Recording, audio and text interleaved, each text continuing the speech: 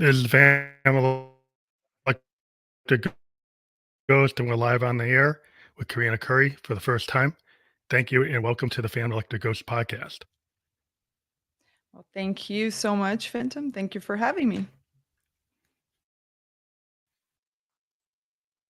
Um, Well, my we're name. going to have a pretty good conversation today. We like to have these. Yep, go ahead. No, go ahead. No, what were you going to say about your name? Did I get it wrong?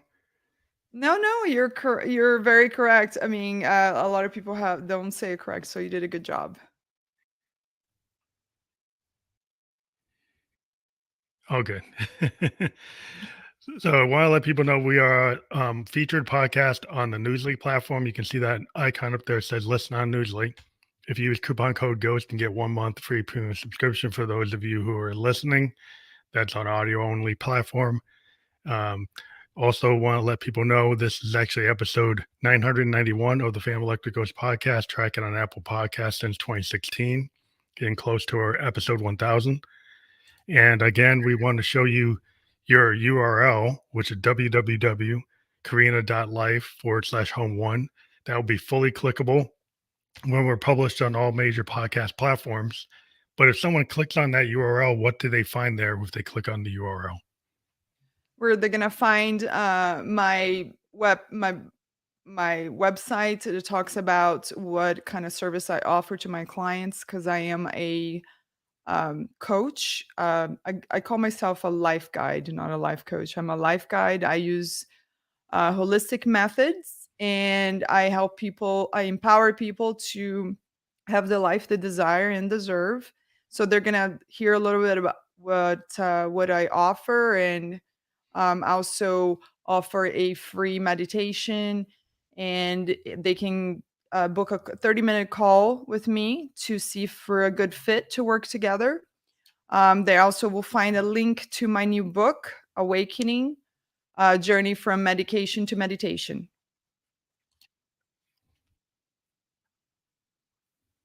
Well, that's awesome. And we want to talk about what we're going to talk about tonight is like the focus is integrative approaches to mental health beyond the antidepressant. And like you said, you're a holistic author, and you have a different type of coaching method.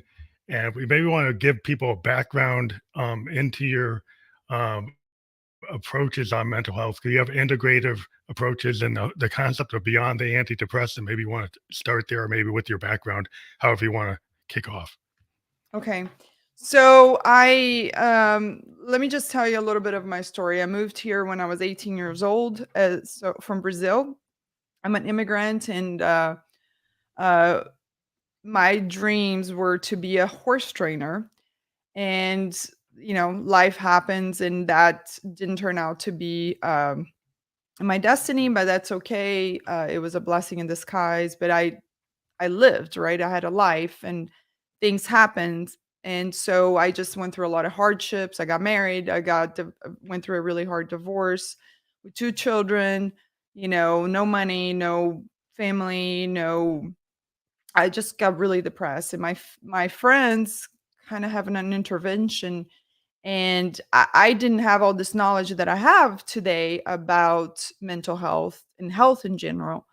So I didn't know which way to go or who to reach out to. So my friends were like, "You got to do something. You can't live like this." So a friend of mine is married to a doctor, and he had a friend who was a psychiatrist. So I went to see her, and anybody that had dealt with mental health, you go to the doctor and they have a short call with you, a short conversation with you, and then they go, "Okay, well, you're depressed. Let's start you on medication." And then you come back in 2 weeks, and then we talk about, and I went back in 2 weeks, and I said it's not working. So okay, well, let's up your dose. Then you go back in 2 more weeks. Well, it's not working. Well, let's up your dose. So Mhm. by the time it was over, I was taking the highest dose of the antidepressants. Then I couldn't sleep. So then it's like, okay, we're going to put you in this other medication to sleep. So now I'm starting having panic attacks because I'm in so much medication. I don't know. I mean, I'm just a zombie, right? I'm not living, I'm surviving. Yeah. So now we're gonna give you Xanax so you can, I mean, you can have a life during the day. Well, now my gut is not working. So they're like, okay, well, here's more Yeah, and then medication you for need your something else gut. for that.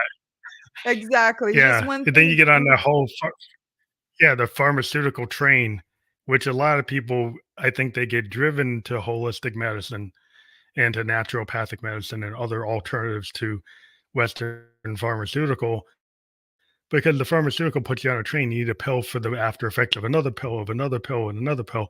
And then you don't feel good. Like you're not feeling like, what are you living to be on these pills? Or you're living to be who you want to be, you know? And so I think it's very interesting what happens because, a lot of people, I deal with a lot of musicians, a lot of creative people, and, a lot of our issues we've turned into music. We do art therapy to kind of solve it. And so the art therapy of writing a song or doing a painting or being a photographer or being an actor, but it still doesn't really resolve it. So a lot of times you still have to go to therapy or you have to look for something else. And I think it's like you were talking about how that road to finding out that you needed some kind of help, but now you started to go toward these like pharmaceuticals weren't doing it. So maybe you can talk about the holistic approach of health and wellness. It's probably like a bigger picture. Exactly. So for 10 years, I was in this train, like you said. And but I knew that eventually I was gonna have to do something. Well, synchronicities of the universe. I had a coach, a holistic therapist that I met, and I felt like it was time for me to change my life, because I was following these patterns of my parents, and I kept dating these. I have these relationships that are always the same issues, right? Well, I didn't know that all that had to do with inner child trauma from childhood, that it stays in your subconscious. And until you face that, you heal that part of you, you keep falling in these traps, right? And it Hmm. causes depression. Also, the food you eat can cause depression.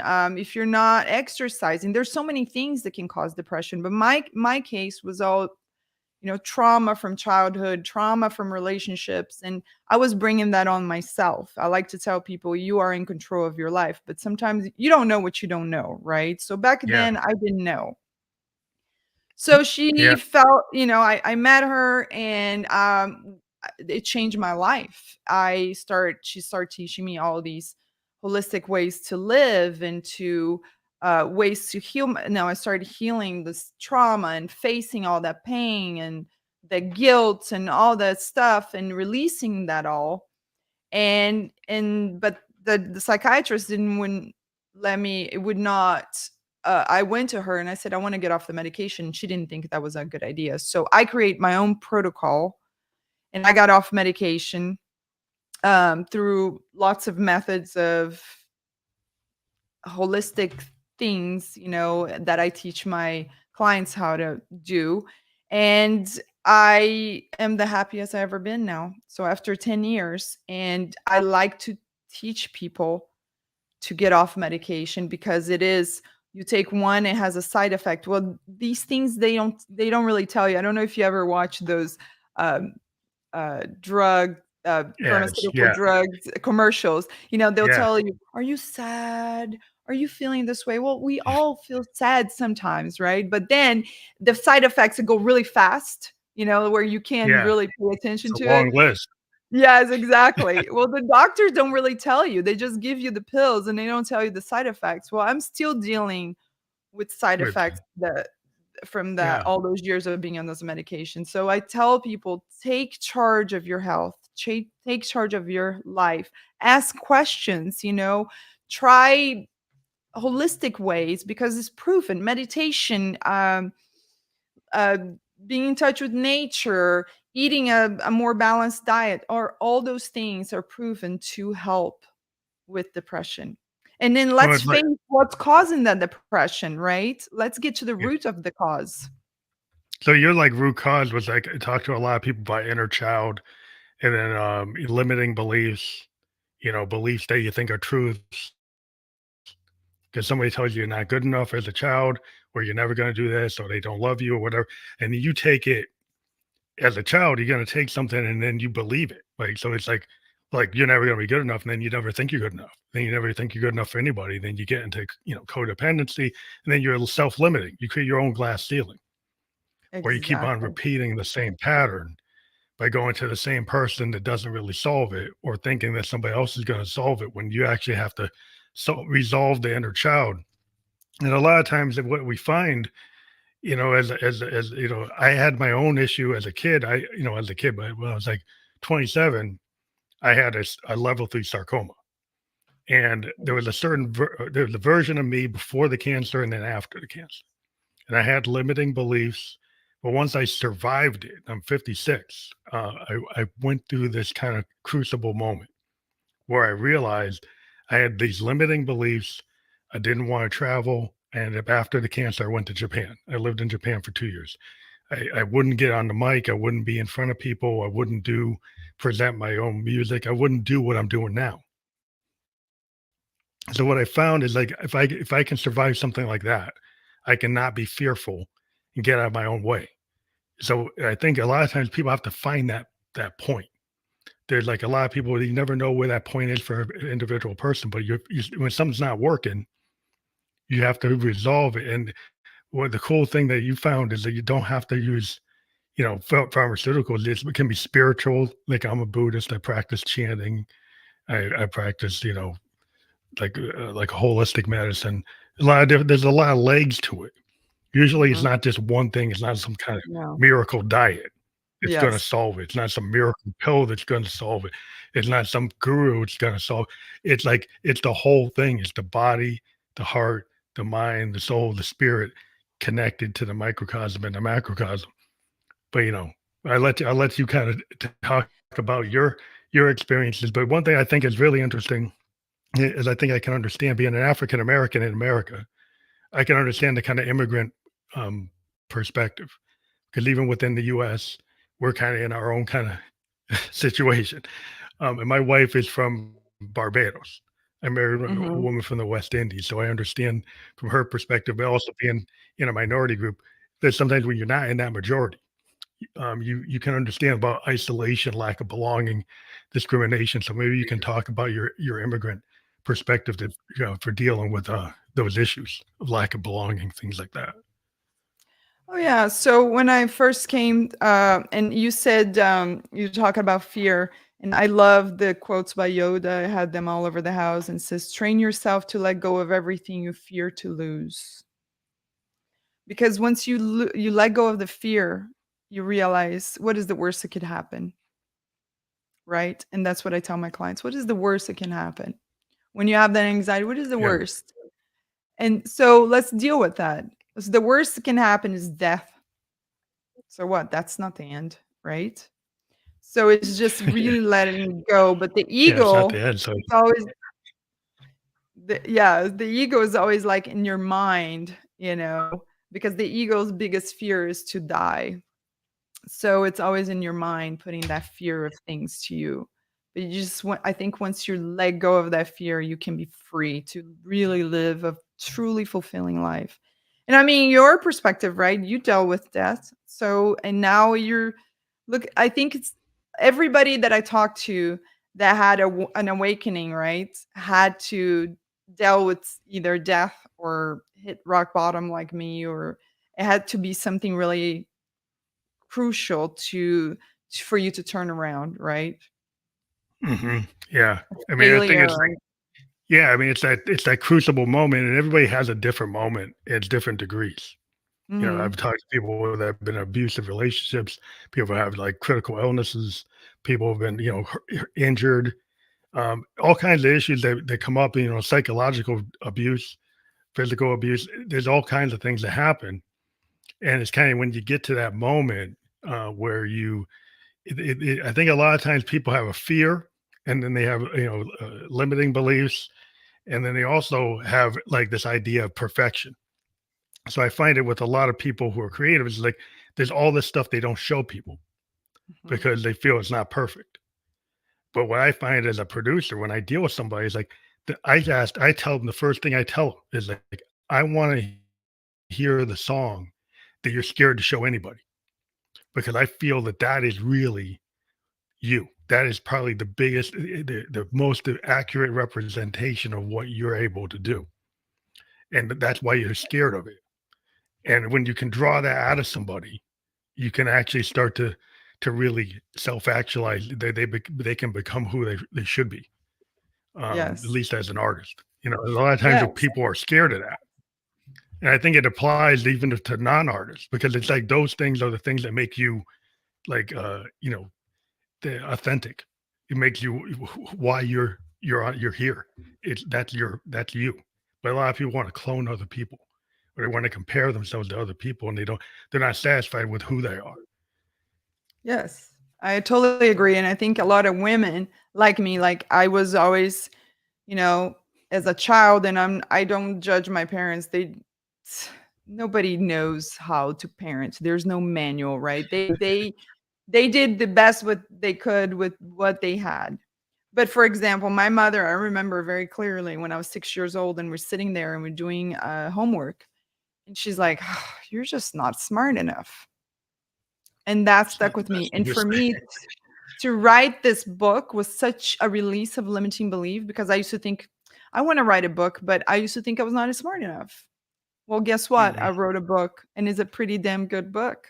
You know what I mean? So, to release that limiting belief was such a powerful thing for me because I think women, we are taught to be meek and to just stay behind the man and not to shine too much, not to talk too loud. At least that's how I grew up, right? In Mm. my family, they're a very traditional Yes. Catholic family. Like the women's supposed to, help the man shine, but you don't shine. You help your man Mm. shine. Well, we can both shine, you know?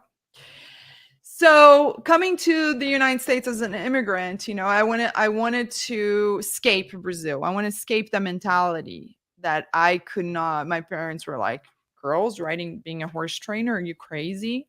Well, I wanted to do that. Yeah.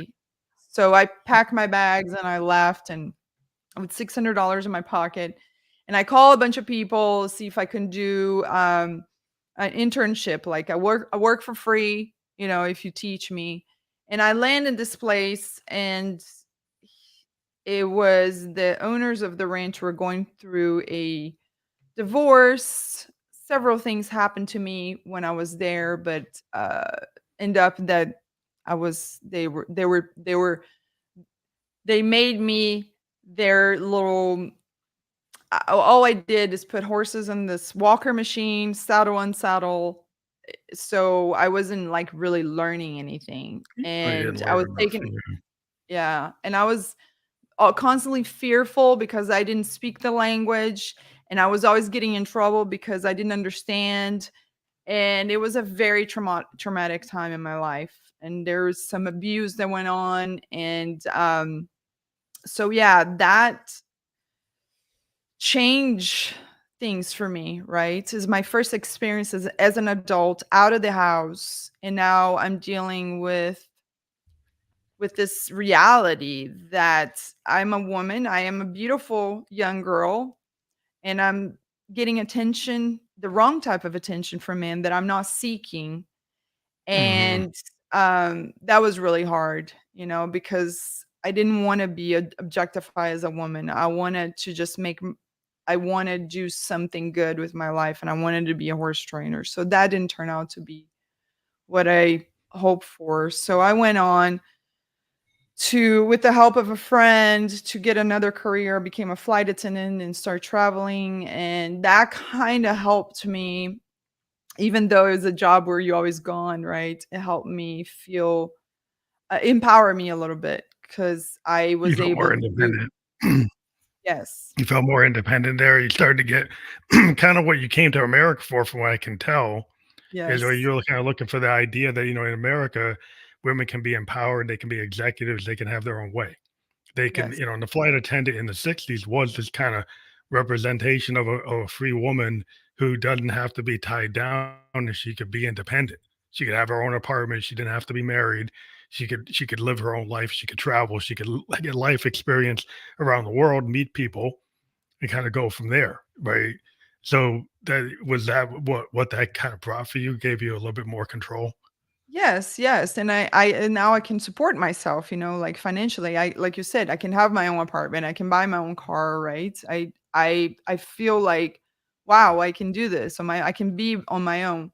But it's still in the back of my mind because of these childhood beliefs. I felt like I need a savior, and that's what the Mm, relationships came in, right? Because you're falling into this pattern where you need a man to be your savior, and so you yeah, get married for the wrong reasons, for to the wrong type of person, and anyway, 13 years later, I have 2 children and get divorced, and that's when I just hit rock bottom, just got really depressed because I felt like um, I was unhappy, but I was now making my children unhappy, and it was no s I didn't have any family, and it was all on me, and financially, it was really hard to support myself and my salary and 2 children, so it was just a really hard timing.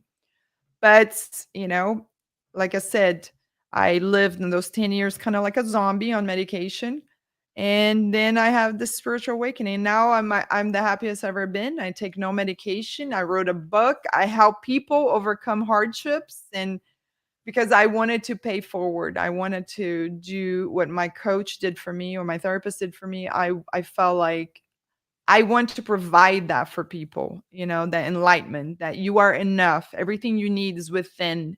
You don't need anything from the outward to be out that's out there to be happy. You don't need a relationship. You don't need, money. Yes, you need money, but it really is an illusion, you, yeah. know, Well, it depends because on what if you build things up. Like if you go and you make your goals that you feel like you're failing all the time instead of like making realistic incremental capabilities. Like so a lot of times to me, like when I beat the cancer, it's like every day I wake up is I win. But some people like unless they're making $1 million, they're not winning. Like if mhm, you change your goals, like every day that I'm alive and I can make like one step forward, I'm winning. But some people would say, well, I got to make 100 steps in one day.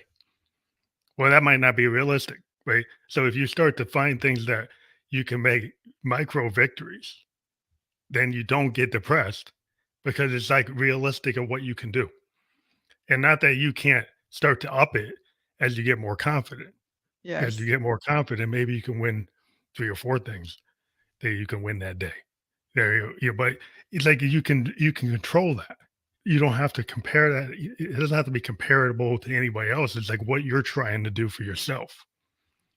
And I think that is the thing that people like keeping up with the Joneses isn't winning, right? no, Actualizing to be who you can be is how you win.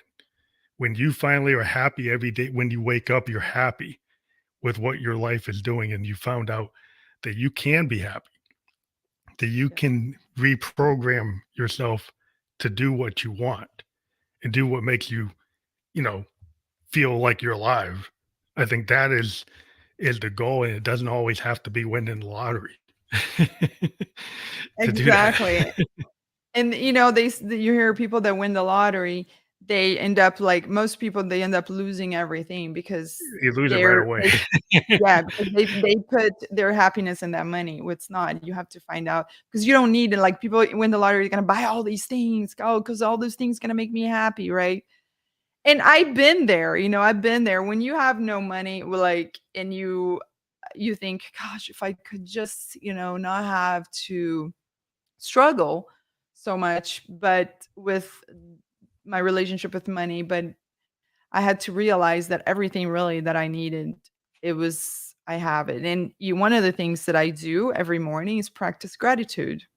When you practice gratitude and you do it every day and you're talking Mm, about the power of small changes, it's like you don't have if you do a big jump, then it's really hard because then you don't do it again. It's kinda like going to the gym. If you go to the gym and you work out really hard, the next day you're sore, right? then you won't go that day. No, Yeah. the trick is go every day and do little bits, like 10 minutes, 10-minute Yeah. increments. Same thing with changing habits. And so you every day you do a little bit. So you start by practicing gratitude every morning, right? And sometimes I used to, when my coach used to tell me that, I was like, really? Because I don't feel like I'm grateful today. But then I'm like, no, I'm going to find something that I'm grateful for. And there's always something to be grateful for. For example, a person that doesn't have their health, I bet they would be grateful if they could get their health back, right? Because you ask a billionaire what he wants in life, he's going to give you 100 things that he wants. But if you ask a person that doesn't have their health what they want in life, most Yeah. Be healthy. Yeah. one thing is their health, right? You ask somebody who lost a child what they want in life, they would give everything to have that child back. It's all about perspective. Definitely. Yeah, and spirituality is really important because a lot of times and people have been kind of programmed in the West to kind of, the mantra is the money, is the Wall Mhm, Street thing, is my investment, my Bitcoin, my whatever, my crypto. Like it got like you're losing if you're not doing that. mhm. And then people forget about like, the value of being, not everybody's gonna be that millionaire. Not everybody's gonna have that portfolio.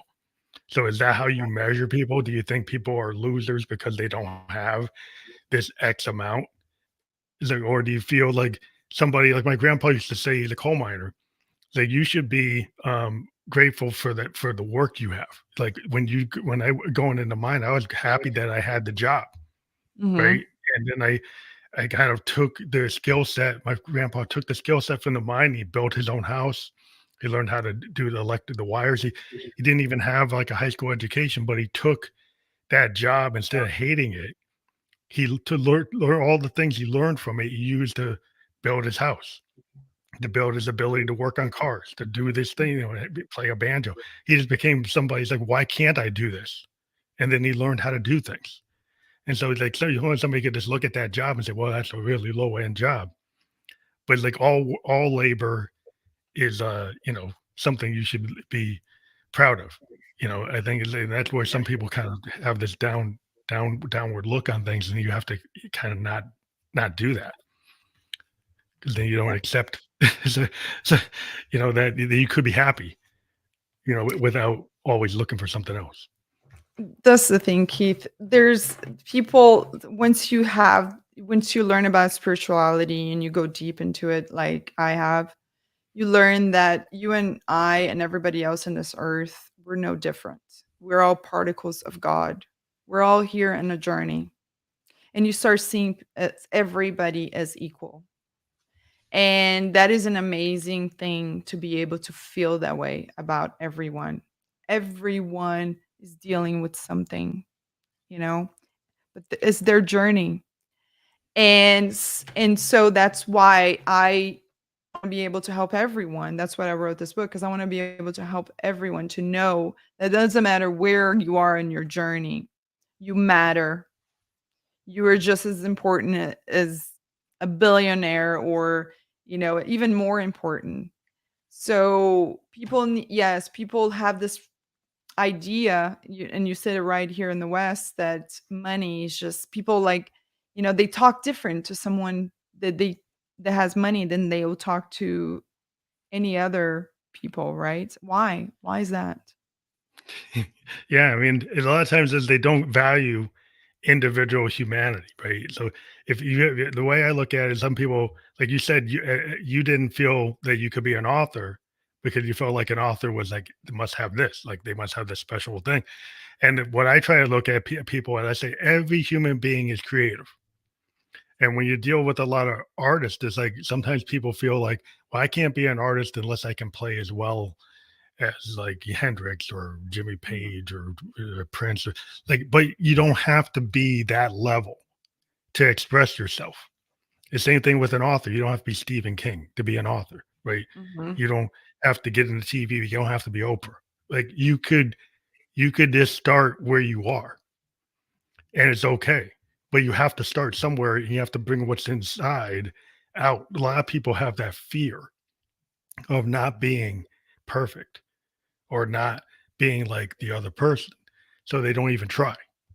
Where I think in the world today, if you put something out here, you'll find that there's an audience.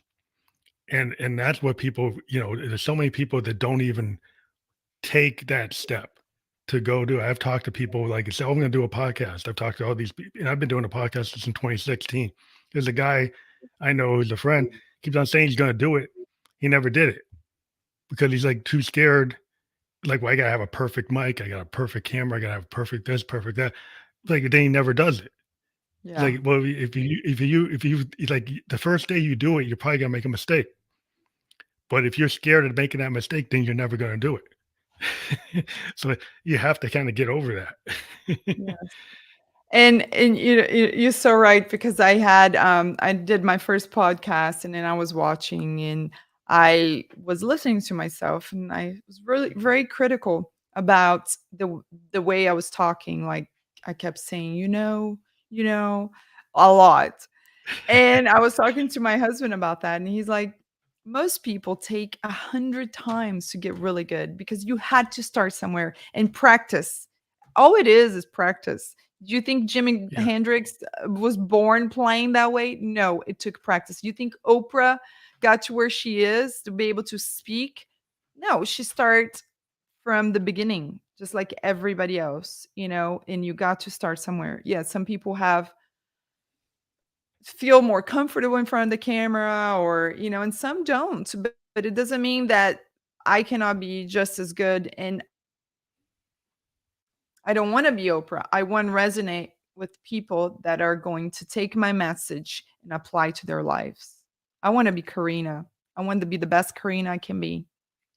I want to Yeah. help the people that are, and who am I going to help? People who resonate with me, who people I can hold space for people who are going through a divorce, who are thinking about getting into medication or want to get off medication, want to use crutches, have childhood trauma, because that's what I know. That's what I've been through. So that makes me an expert on that because I know how painful can be to be in that situation, to be divorced with 2 children, no money, feeling like the world ended and if you die it would be best for everyone.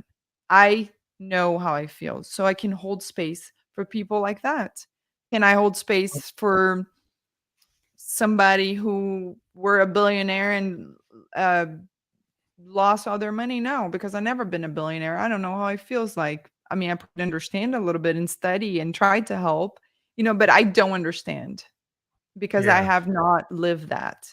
And so we all have our unique experiences that make us special because we are all here trying to do the best we can, every single one of us.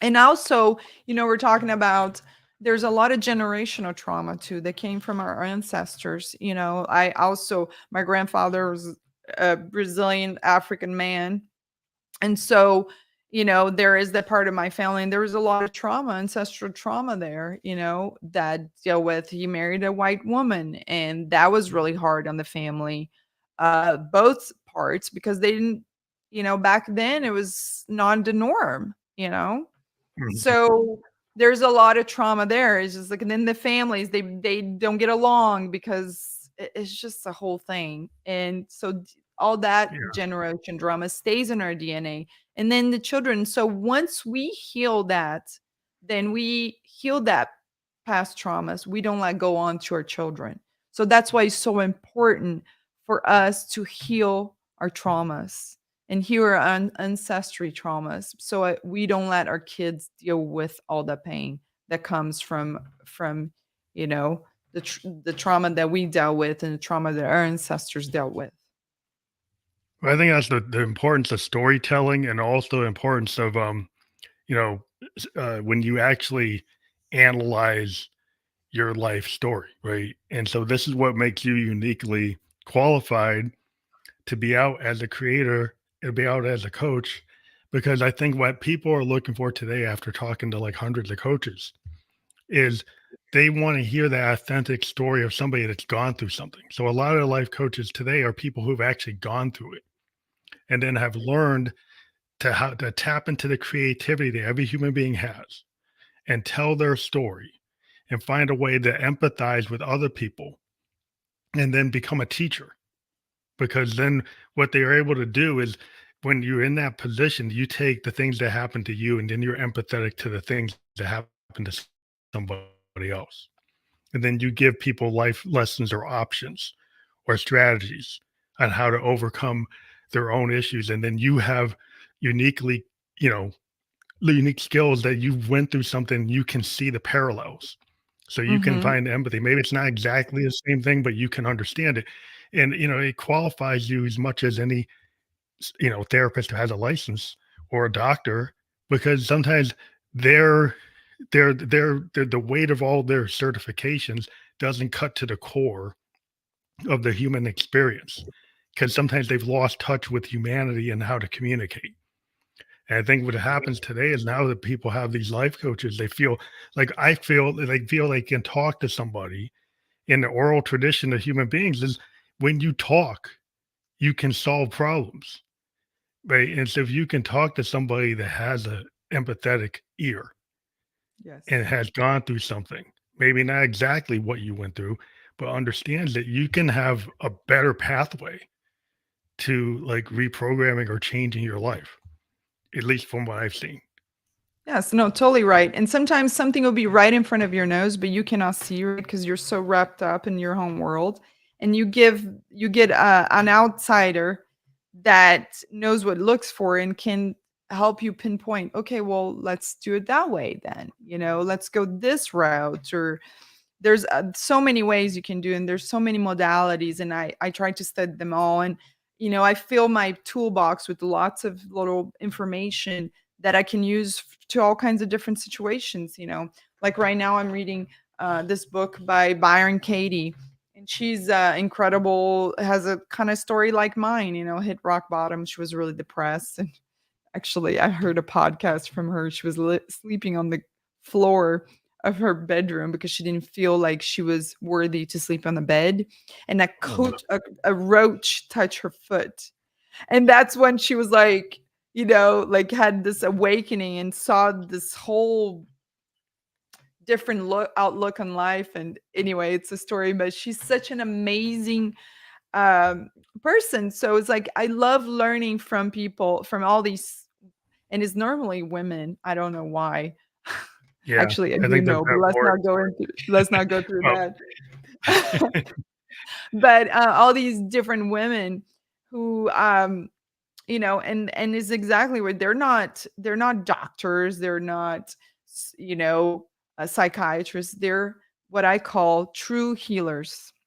Because I think what medicine got away from is being healers. It's like mhm, they're following a protocol. Okay, if you have these symptoms, this is the medication that I'm going to give you because that's what's written on their protocol. And I can tell you the history of how that begun from the Rockefellers in the beginning of medical yeah, schools, and it's all, it will yeah. make you sick. But I don't want to get too much into that either. But people need to know that they have to question.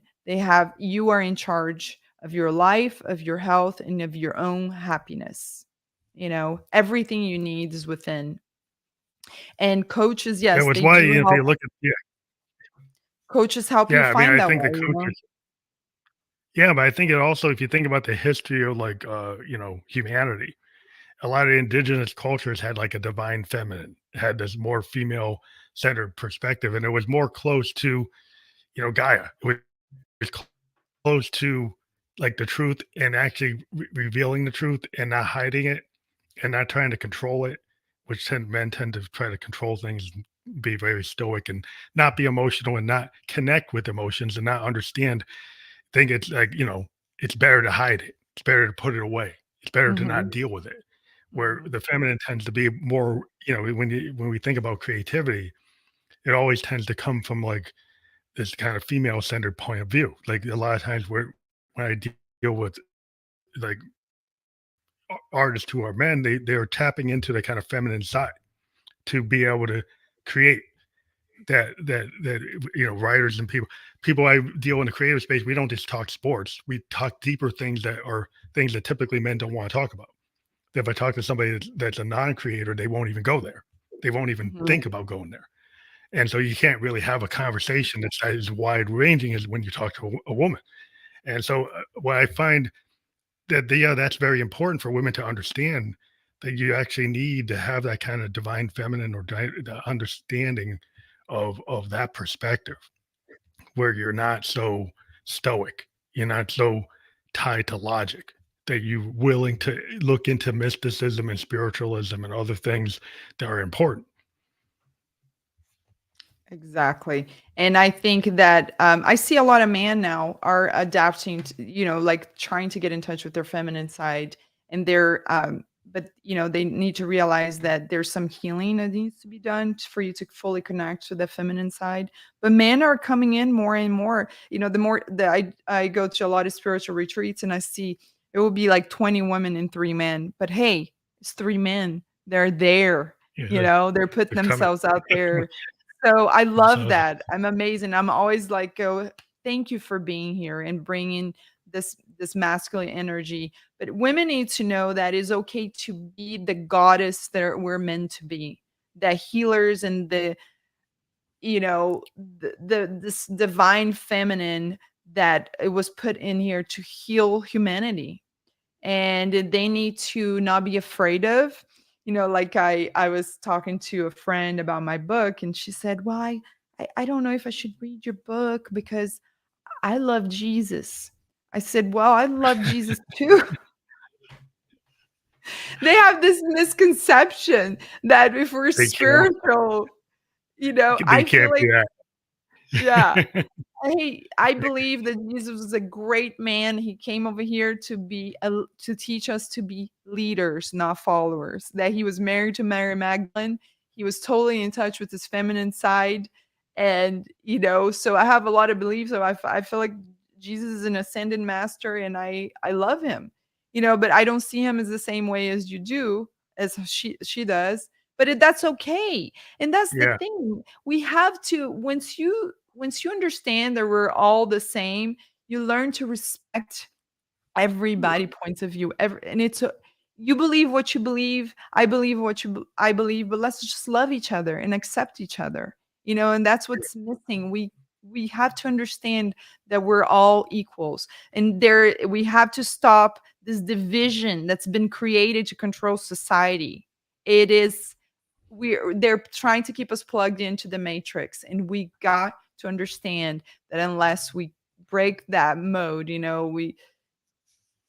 we're never going to be able to fully raise our vibration and evolve um as this to the fifth dimension. And that's what we should strive for, to evolve, to get out of this 3D, to believe all these things have been fed to us, all these dogmas and things yeah. that do not serve our highest self. But You there's a know what lot I of mean? balance. Yeah, there's a lot of balance of power structures that are based in some of the core religions, being a history into history. A lot of the religions are responsible for most of the wars, and because of a balance of power and about kind of classism structure, regardless of the Mhm. religion. It was kind of like, well, it could put this group against this group, and then I'm kind of puppet master running around, and well, who's really controlling things, right? Yes. And so it's a matter of having a more open mind. But if you get into the mindset that there's only one way, that tends to be the root that causes all the war. It's like when you're in the spirituality, whatever spirituality it is, but you think that's the only way, then Yes. you get closed to the whole experience. It's like everything is very expansive. I can take Yes. stuff from Hindu culture, from the Muslim culture, from Buddhist culture, from Christian culture, see the parallels, and you study it. Like if you study religion, you study all the religions. You don't Yes. say one way is the only way. You start seeing the parallels with all of them because we're all human beings.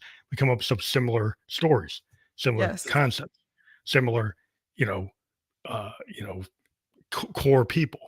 And they're Yes. people, human beings that had brilliant ideas. Like, whoa, why don't you love each other? Why don't you respect each other? Why don't you believe in the law of cause and effect? You find these people that like had these, these magical moments. It's like, oh, maybe I shouldn't kill another person. Maybe I should love them.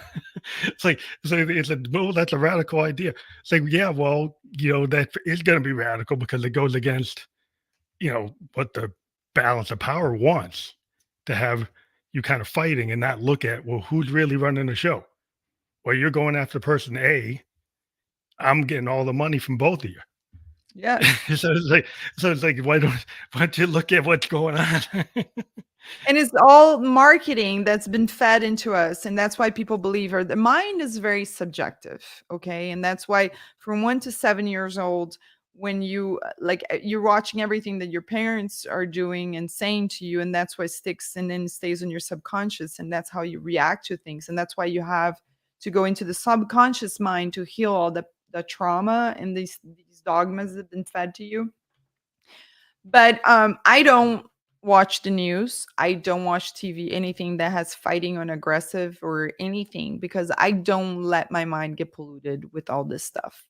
Mm, See, but people, they watch so much, they start to believe that it's real, that all these things like, what if the left wing and the right wing were both parts of the same bird, right? yeah, And we can they all are work actually. together to make the bird fly. So it's like, what a concept. But so I don't let myself get polluted, my mind get polluted with anything that is, anymore. So and but people still do, right? I have people that I know, and that's all they can talk about, what's going on with politics and stuff. And I'm like, I don't wanna hear. I tell my friends, "If you know that the world's coming to an end or there's a volcano erupt and I need to leave town, please let me know, because I'm not gonna hear from the Mm, news." So, keep in touch and let me know if something major is going on, if I shouldn't eat peanut butter because it's, has E. coli or something like that, because I really don't. yeah. I don't watch anything on TV anymore. I feed my mind with the only good stuff, with knowledge that I can use to help my clients, with knowledge that can raise my level of knowledge that will bring me closer to my evolution, to make me evolve. So, and I think one of the things that I say in my book, that's one of my I tell people to do. Don't get caught up on what the matrix is feeding you. Don't believe everything they're feeding you. They're feeding you for a reason. I mean, it's all marketing. You're talking about, for example, Constantine, when he created the Bible, he was a great marketer.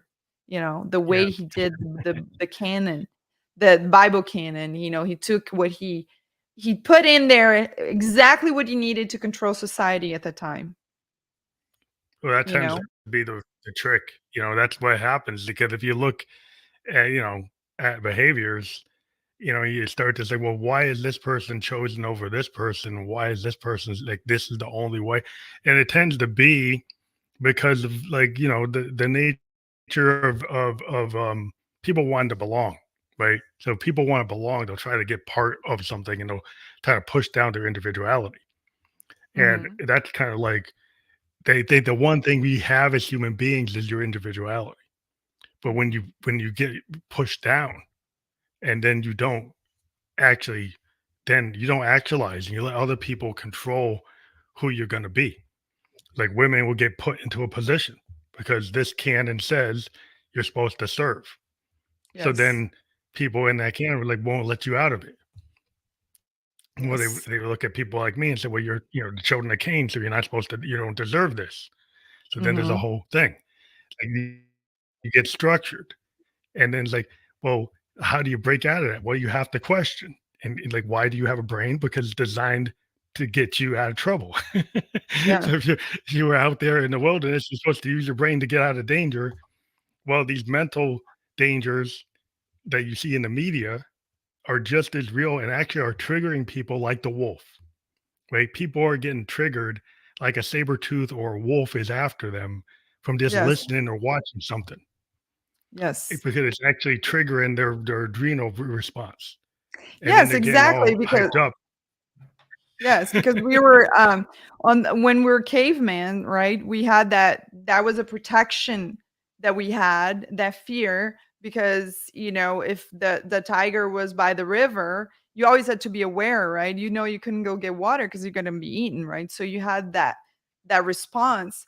Well, yeah, if you can have that response if a bear is chasing you in the woods, but we don't need that response on our everyday life, but we still like letting that fear take Trigger. over.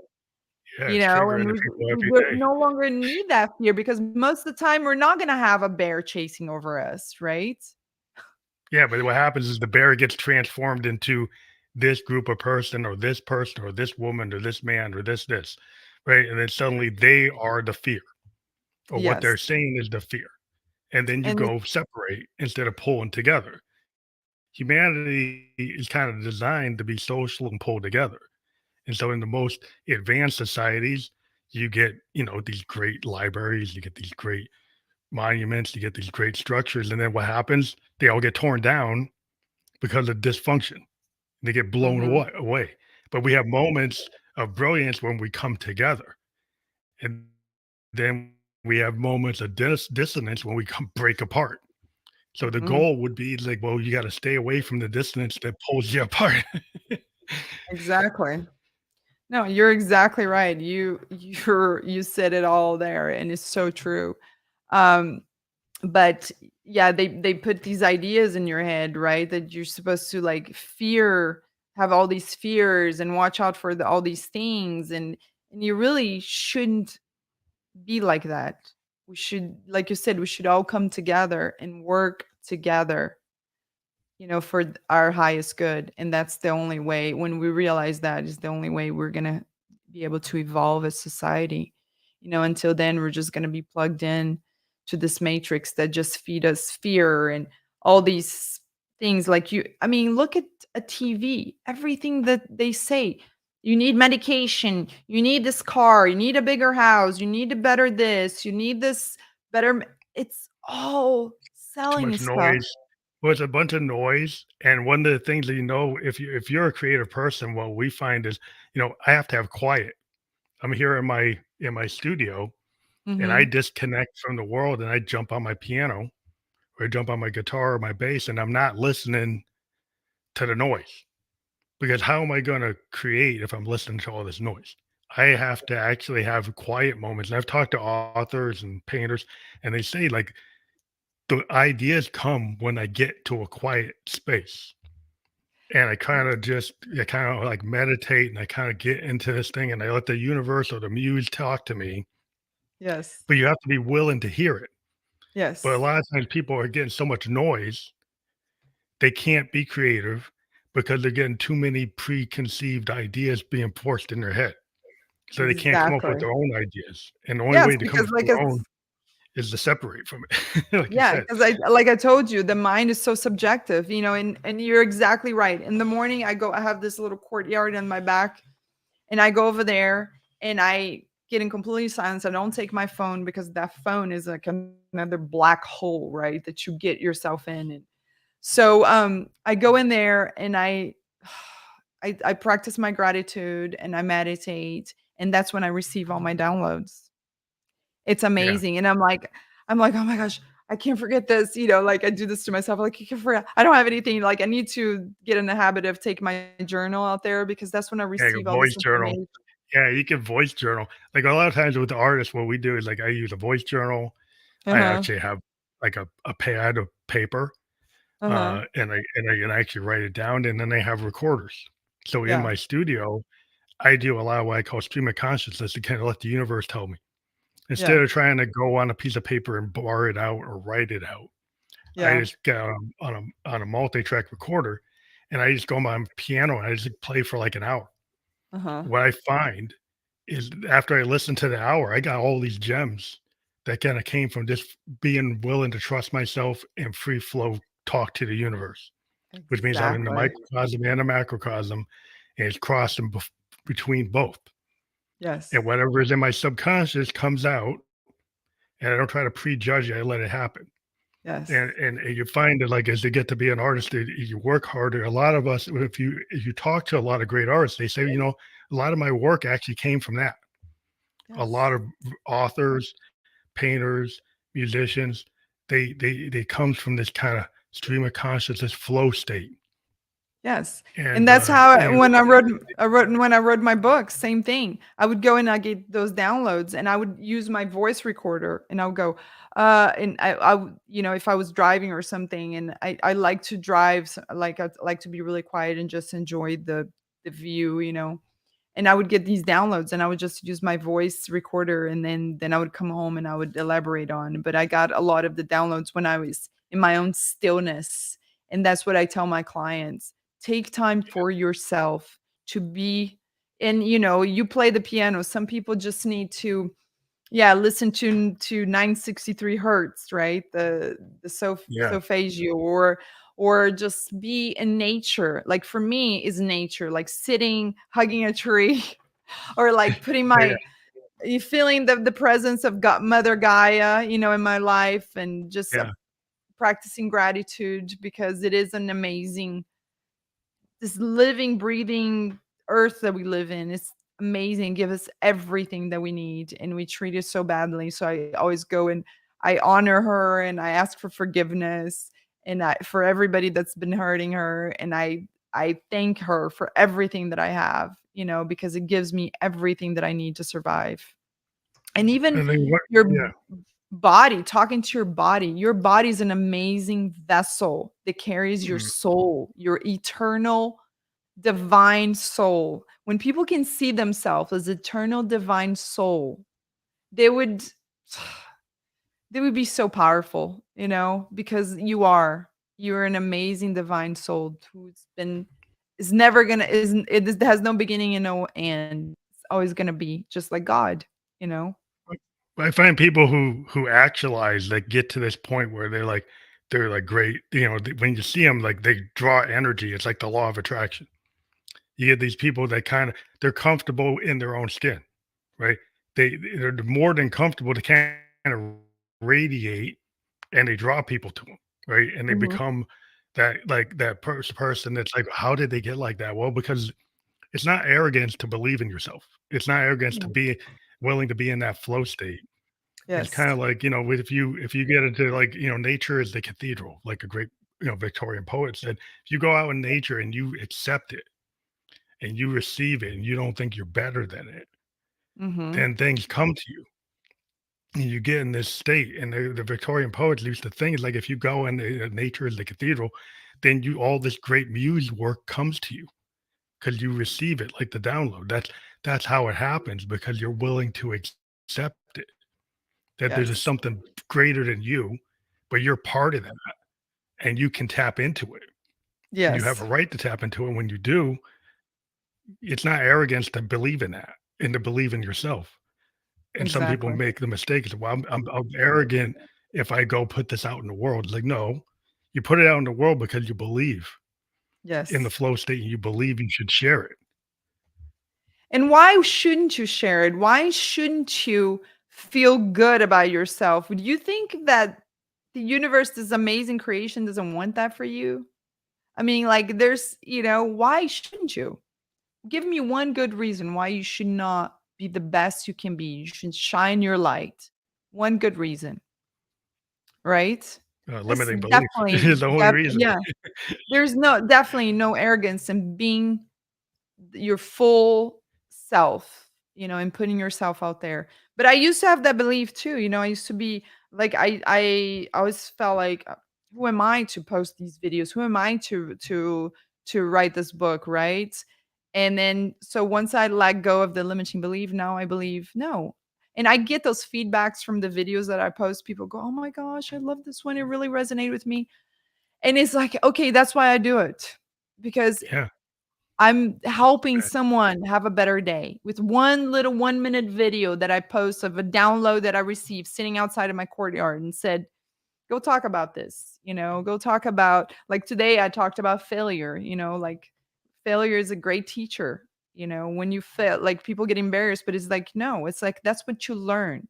When you really practice vulnerability and you like, okay, so what can I do better the next time? It's a better teacher than acing every time, Yeah. I and mean, that's if you're a creative person, you get where you are because of your so-called failures. I call them like happy accidents.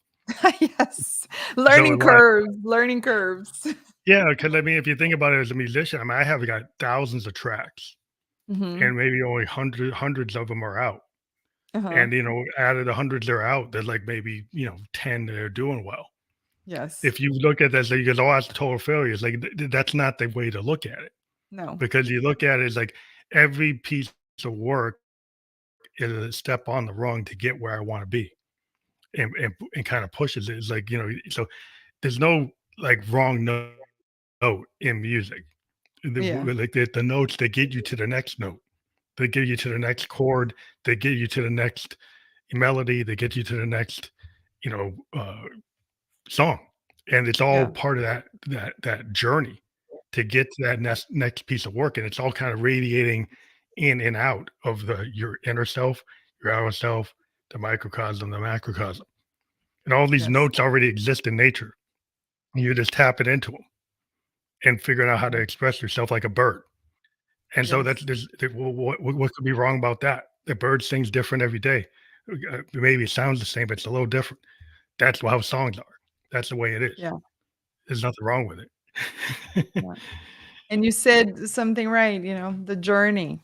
The journey, it's full of ups and downs and left and right turns and learning curves, and it's beautiful, because we don't know what we don't know, and nobody's born knowing everything. Our soul knows, but this body, the soul came over here to experience with this body a human life, right? So all these things are meant to happen. Nothing is just because. Everything is meant to happen. And once you look at things and love everything as it is, just take for it what it is, and just then you start seeing things differently. That you give yourself grace, you forgive yourself, you let go of the past, because if you're living in the past and thinking about all the things that happened or could have happened or didn't happen, then you're not fully living the present. And that's a gift. The present is the only thing you have, is the gift. You don't have tomorrow. You don't have yesterday. It doesn't belong to you. So quit going there. Live now, you know?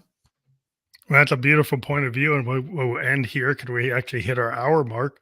But I want the people to know that you can click on your website, www.karina.life/home one. That will be fully clickable when we're published. And I want to thank you for being a guest on the Family Electric Ghost podcast. It's been really beneficial to me. Every time I talk to somebody, I feel like I'm getting a free therapy session myself. And it's like if you think about the almost 1,000 episodes, like 1,000 hours of Yes. talking to individual people that give you this perspective that to me is like, wow, it's like I'm paying like a free education. And I'm so impressed with your knowledge about the cosmos and everything, the psychology of mind. I mean, very impressed. So good for you. You're just very knowledgeable human being. Thank you. Thank you for putting on this podcast and having all this knowledge and sharing with the world. It's amazing. Well, it's the oral history of all the guests I've had that I'm retaining. Oh, So that's good. it's been it's like that's the experience. That's why it's very important. I find podcasting is a really good educational tool Yes. for your own self development, because every time you go into one of these webinars or podcast or talks, Uh-huh. if you're open your mind and you're willing to hear what the guest has to say, then you can leave as a better person. That's every day I Yeah. talk to somebody, I get a different perspective, and that's a to me it is a benefit. So thank you Yeah. again for being on the show, Thank and you. appreciate it. Have a good night. You too. Bye. Oh, he was amazing. Yeah.